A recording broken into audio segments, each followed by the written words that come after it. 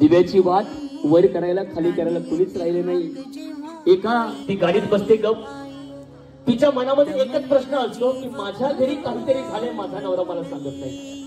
तिला काही नाही त्रास तुला? नाही ना? तिच्या डोळ्यातलं पाणी सांगते आज मुलगी मोठी झाली वाटते ना, वाटते ना, सांगत बसतात तिला। पण तिला कधीच विचारत नाही आई तू बरी आहे का? आईला माहिती असतं सोन्याचं बरी आहे का?